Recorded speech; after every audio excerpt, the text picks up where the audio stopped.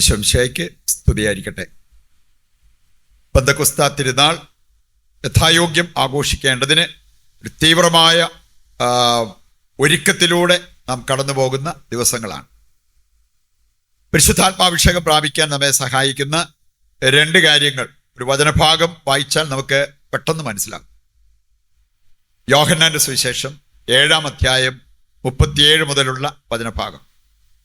ജീവജലത്തിൻ്റെ അരുവികൾ ഒഴുകുന്നതിനെക്കുറിച്ച്, അതാരിലേക്ക് ഒഴുകും എന്നതിനെക്കുറിച്ച് ഈ വചനഭാഗം നമ്മെ ഓർമ്മിപ്പിക്കുന്നുണ്ട്. രണ്ട് കാര്യങ്ങളാണ് അവിടെ പ്രത്യേകം എടുത്തു പറഞ്ഞിരിക്കുന്നത്. ഒന്നാമത്തെ കാര്യമാണ് ദാഹം, രണ്ടാമത്തെ കാര്യമാണ് വിശ്വാസം. അതുകൊണ്ട് പരിശുദ്ധാത്മാവിനെ പ്രാപിക്കാൻ, പുതിയൊരു അഭിഷേകം പ്രാപിക്കാൻ, പുതിയൊരു പെന്തക്കോസ്താ നേടിയെടുക്കാൻ നമ്മെ സഹായിക്കുന്ന രണ്ട് കാര്യങ്ങളാണ് ദൈവത്തിന് വേണ്ടിയുള്ള ദാഹം, ദൈവത്തിലുള്ള നമ്മുടെ വിശ്വാസം. ഈ രണ്ട് കാര്യങ്ങൾ ഉള്ളവരിലേക്ക് ഈ ജീവജലത്തിൻ്റെ അരുവികൾ ഒഴുകും. ഇതവൻ പറഞ്ഞത് നമുക്ക് ലഭിക്കുവാനിരിക്കുന്ന പരിശുദ്ധാത്മാവിനെ കുറിച്ചാണെന്ന് ഈ വചനഭാഗം കൃത്യമായി നമ്മെ പഠിപ്പിക്കുന്നുമുണ്ട്. അതുകൊണ്ട് പ്രിയപ്പെട്ടവരെ, 3 കാര്യങ്ങൾ ഇതിൻ്റെ വെളിച്ചത്തിൽ നമുക്ക് ചിന്തിക്കാനായിട്ട് കഴിയട്ടെ. ഒന്നാമത്തെ കാര്യം, അഭിഷേകത്തിനായി നാം ദാഹിക്കണം. ഒരു ദാഹം നമുക്ക് വേണം.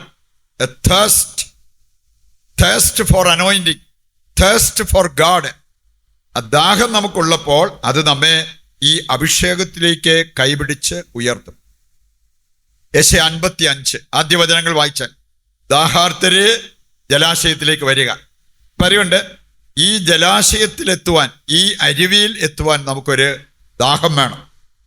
ഉൽപ്പത്തി 27:30 മുതൽ വായിക്കുമ്പോൾ കാണാൻ സാധിക്കും, ഏസാവ് പിതാവിൻ്റെ അനുഗ്രഹം ദാഹിച്ച് അതിനായിട്ട് ചോദിക്കുന്നത്.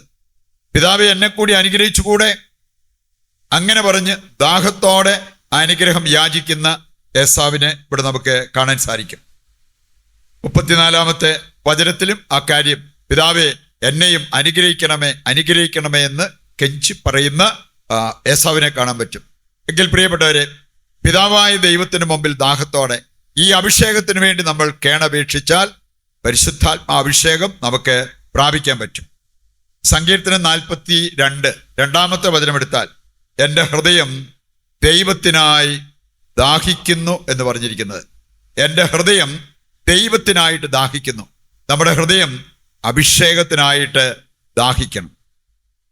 രണ്ടാമത്തെ കാര്യമാണ്, നമ്മൾ വിശ്വാസം അഭിഷേകത്തിലേക്ക് നമ്മളെ നയിക്കും എന്നുള്ള യാഥാർത്ഥ്യം. അതാണ് ഈ യോഹന്നാൻ 7-ാം അധ്യായം 37 മുതൽ വായിക്കുമ്പോൾ രണ്ടാമതായിട്ട് അവിടെ അടിവരയിട്ട് ദൈവം പഠിപ്പിച്ചിരിക്കുന്ന ഒരു കാര്യമാണ്, വിശ്വസിക്കുന്നവർക്ക് അഭിഷേകം ലഭിക്കും. വിശ്വാസമുള്ളവർക്ക് അഭിഷേകം പ്രാപിക്കാൻ സാധിക്കും. മത്തായി 9:28 മുതൽ വായിക്കുമ്പോൾ 2 അന്ധന്മാര് വന്നിട്ട് കർത്താവിൻ്റെ അടുത്ത് കാഴ്ചയ്ക്ക് വേണ്ടി യാചിക്കുന്നത് കാണാൻ പറ്റും. അവരോട് കർത്താവ് ചോദിച്ചൊരു ചോദ്യം, എനിക്കിത് ചെയ്തു തരാൻ കഴിയുമെന്ന് നിങ്ങൾ വിശ്വസിക്കുന്നുണ്ടോ? അവർ പറഞ്ഞു, ഉവ്വ്, നിനക്കിത് ചെയ്യാൻ പറ്റും. അതിൻ്റെ ഫലമായിട്ട് അവർക്ക് സൗഖ്യം ലഭിക്കുന്നത് ഈ വചനഭാഗത്ത് നമുക്ക് കാണാൻ പറ്റും. സുവിശേഷങ്ങളിലൂടെ കടന്നു പോകുമ്പോൾ എല്ലാ സുവിശേഷങ്ങളിലും തന്നെ വിശ്വസിച്ചാൽ ഉണ്ടാകാവുന്ന നേട്ടത്തെക്കുറിച്ച് വചനം വ്യക്തമാക്കുന്നുണ്ട്. മർക്കോസ് 9:23 വായിക്കുമ്പോൾ അവിടെ പറഞ്ഞിട്ടുണ്ട്, വിശ്വസിക്കുന്നവർക്ക് സകലതും സാധ്യമാണ്. മത്തായിയുടെ സുവിശേഷം 21:22 21 വായിച്ചാൽ അവിടെ പറഞ്ഞിട്ടുണ്ട്, സംശയിക്കാതെ വിശ്വാസത്തോടെ പറഞ്ഞാൽ ഈ മല ഇവിടുന്ന് മാറും, കടലിൽ പതിക്കും. സംശയമില്ലാതെ വിശ്വാസത്തോടെ ഇക്കാര്യം പറയാൻ നിനക്ക് സാധിക്കണം. ലൂക്കാ 7:9 വായിച്ചാൽ, ശതാധിപന്റെ വിശ്വാസത്തിന് ദൈവം വലിയ പ്രതിഫലം നൽകുന്നത് അവിടെ നമുക്ക് കാണാൻ പറ്റും. യോഹന്നാൻ 11-ാം അധ്യായം 40-ാമത്തെ വചനമെടുക്കുമ്പോൾ മർത്തയോട് കർത്താവ് പറഞ്ഞൊരു കാര്യമുണ്ട്, വിശ്വസിച്ചാൽ നീ ദൈവമഹത്വം ദർശിക്കും. ഇതോടൊപ്പം നമുക്ക് ചേർത്ത് വെക്കാവുന്ന ഒരു വചനഭാഗമാണ് യാക്കോബ് 5:15. വിശ്വാസത്തോടെയുള്ള പ്രാർത്ഥന രോഗിയെ സുഖപ്പെടുത്തും, കർത്താവ് അവനെ എഴുന്നേൽപ്പിക്കും. പ്രിയപ്പെട്ടവരെ, പെന്തക്കോസ്താ തിരുനാളിനായിട്ട് ഒരുങ്ങുന്ന നമുക്ക് ഈ കേട്ട വചനങ്ങളുടെ വെളിച്ചത്തിൽ നമ്മൾ വിശ്വാസം വളരുവാനും നമുക്ക് ദൈവത്തിന് വേണ്ടി ഒരു ദാഹമുണ്ടാകുവാൻ ദൈവത്തോട് പ്രത്യേകം പ്രാർത്ഥിക്കാം. കോമൺ നിയോഗമായിട്ട് നമ്മൾ ഇന്ന് വയ്ക്കുന്നത് ദൈവമക്കളിൽ നിന്ന് അവിശ്വാസവും അന്ധവിശ്വാസവും മാറുന്നതിന് വേണ്ടിയാണ്. അവിശ്വാസമുള്ളവരുണ്ട്, അന്ധവിശ്വാസമുള്ളവരുണ്ട്. അവരെ ദൈവം തൊട്ട് അനുഗ്രഹിക്കുവാൻ ദൈവത്തോട് നമുക്ക് പ്രത്യേകം പ്രാർത്ഥിക്കാം. പെന്തക്കോസ്ത് തിരുനാളിന് തീവ്രമായി ഒരുങ്ങുന്നതിൻ്റെ ഭാഗമായിട്ട് ഈ 9 ദിവസങ്ങൾ നമ്മൾ നൊവേന ചൊല്ലി നമ്മുടെ നിയോഗങ്ങൾ വെച്ച് പ്രാർത്ഥിക്കുകയാണ്. പരിശുദ്ധാത്മാവിൻ്റെ വലിയൊരു അഭിഷേകം നമ്മുടെ മേൽ, നമ്മുടെ കുടുംബാംഗങ്ങളുടെ മേൽ, ലോകം മുഴുവൻ്റെ മേലും വന്ന് നിറയുവാൻ നമുക്ക് ആഗ്രഹിച്ച് പ്രാർത്ഥിക്കാം. എല്ലാറ്റിനെയും നവീകരിക്കുന്നവനും വിശുദ്ധീകരിക്കുന്നവനുമായ പരിശുദ്ധാത്മാവെ, ഞങ്ങളിലേക്ക് എഴുന്നള്ളി വരികയും അവിടുത്തെ സ്നേഹത്തിൻ്റെ കതിരുകൾ ഞങ്ങളിൽ പരത്തുകയും ചെയ്യണമേ. നിത്യവും ഞങ്ങളിൽ വസിക്കുന്ന പരിശുദ്ധാത്മാവെ, അനുതാപത്തിൻ്റെ അരൂപിയെ ഞങ്ങൾക്ക് നൽകണമേ. വിജ്ഞാനത്തിൻ്റെ ഉറവിടമായ പരിശുദ്ധാത്മാവെ, യേശുവിൻ്റെ പഠനങ്ങളാൽ ഞങ്ങളെ പ്രബുദ്ധരാക്കണമേ. ദൈവത്തിൻ്റെ സ്നേഹമായ പരിശുദ്ധാത്മാവെ, വിശ്വാസത്തിൽ ഞങ്ങളെ ഉറപ്പിക്കണമേ. ആശ്വാസപ്രദനായ പരിശുദ്ധാത്മാവെ, വേദനിക്കുന്നവരെ ആശ്വസിപ്പിക്കണമേ. ദുഃഖിതരെ ആനന്ദിപ്പിക്കണമേ. വരങ്ങളുടെ ദാതാവായ പരിശുദ്ധാത്മാവെ, ഞങ്ങളുടെ ആത്മീയ ദാരിദ്ര്യം അകറ്റണമേ.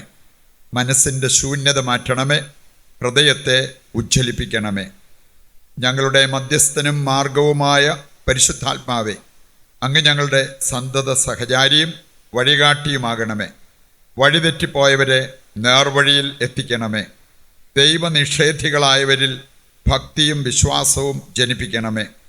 ഐക്യത്തിൻ്റെ നിദാനമായ പരിശുദ്ധാത്മാവെ, ഞങ്ങളുടെ കുടുംബങ്ങളിൽ നിന്നും സഭയിൽ നിന്നും ഭിന്നതകൾ അകറ്റി സ്നേഹവും ഐക്യവും സ്ഥാപിക്കണമേ. പാപം വെടിഞ്ഞും പുണ്യങ്ങൾ അഭ്യസിച്ചും യഥാർത്ഥ ക്രിസ്തീയ ജീവിതം നയിക്കാൻ പരിശുദ്ധാത്മാവെ ഞങ്ങളെ സഹായിക്കണമേ. ആമേൻ. സ്വർഗസ്ഥനായ ഞങ്ങളുടെ പിതാവേ, അങ്ങേ നാമം പൂജിതമാകണമേ. അങ്ങേ രാജ്യം വരണമേ. അങ്ങേ തിരുമനസ് സ്വർഗത്തിലെ പോലെ ഭൂമിയിലുമാകണമേ. അന്നന്ന് വേണ്ടുന്ന ആഹാരം ഇന്ന് ഞങ്ങൾക്ക് തരണമേ. ഞങ്ങളോട് തെറ്റ് ചെയ്യുന്നവരോട് ഞങ്ങൾ ക്ഷമിക്കുന്നത് പോലെ ഞങ്ങളുടെ തെറ്റുകൾ ഞങ്ങളോടും ക്ഷമിക്കണമേ. ഞങ്ങളെ പ്രലോഭനത്തിൽ ഉൾപ്പെടുത്തരുത്, തിന്മയിൽ നിന്ന് ഞങ്ങളെ രക്ഷിക്കണമേ. നന്മ നിറഞ്ഞ മറിയമേ സ്വസ്തി, കർത്താവ് അങ്ങയുടെ കൂടെ, സ്ത്രീകളിൽ അങ്ങ് അനുഗ്രഹിക്കപ്പെട്ടവളാകുന്നു. അങ്ങയുടെ ഉദരത്തിൻ ഫലമായി ഈശോ അനുഗ്രഹിക്കപ്പെട്ടവനാകുന്നു. പരിശുദ്ധ മറിയമേ തമ്പുരാൻ്റെ അമ്മേ, പാപികളായ ഞങ്ങൾക്ക് വേണ്ടി ഇപ്പോഴും ഞങ്ങളുടെ മരണസമയത്തും തമ്പുരാനോട് അപേക്ഷിച്ചു കൊള്ളണമേ. പിതാവിനും പുത്രനും പരിശുദ്ധാത്മാവിനും സ്തുതി, ആദ്യം മുതൽ എന്നേക്കും. ആമേൻ. താഴ്ന്ന സ്വരത്തിൽ കർത്താവിനെ സ്തുതിച്ചുകൊണ്ട് നമ്മുടെ എല്ലാ പ്രാർത്ഥനാ നിയോഗങ്ങളും ദൈവകരങ്ങളിൽ ഏൽപ്പിച്ചുകൊണ്ട് നമുക്ക് ദിവ്യകാരുണ്യത്തിൻ്റെ ആശീർവാദം സ്വീകരിക്കുകയും ചെയ്യാം. യേശുവേ നന്ദി, യേശുവേ സ്തുതി, ഹല്ലേലൂയ. യേശുവേ ആരാധന, യേശുവേ നന്ദി.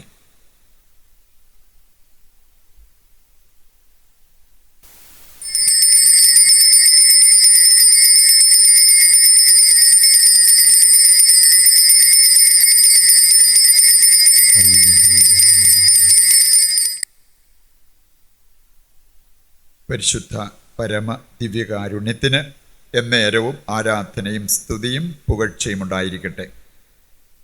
ഈശോ മിശിഹായ്ക്ക് സ്തുതിയായിരിക്കട്ടെ. ദൈവം നിങ്ങളെ സമർത്ഥമായി അനുഗ്രഹിക്കട്ടെ.